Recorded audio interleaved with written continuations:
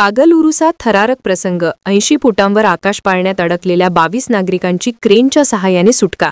गहिनीनाथ हजरत गैबी पीर उरुसानिमित्त कागल येथे भरलेल्या जत्रेमध्ये शुक्रवारी रात्री थरारक घटना घडली।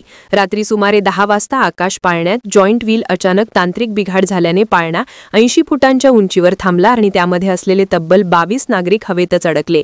या अचानक प्रकारामुळे महिलांमध्ये व मुलांमध्ये भीतीचे वातावरण निर्माण झाले। आरडाओरड सुरू झाल्यानंतर बापूसाहेब महाराज चौक परिसरात नागरिकांची मोठी गर्दी झाली। घटनास्थळावरून मिळालेल्या माहितीनुसार पाळण्याचा रॉड स्लिप झाल्याने हा अपघात घडला। स्थानिकांनी तातडीने बचाव कार्य सुरू केले। काही जणांनी पाळण्यावर चढून अडकलेल्या लोकांना धीर दिला, मात्र प्रयत्न निष्फळ ठरल्याने प्रशासनाला कळविण्यात आले। माहिती मिळताच कोल्हापूर महापालिका व अग्निशमन दलाची पथके घटनास्थळी दाखल झाली।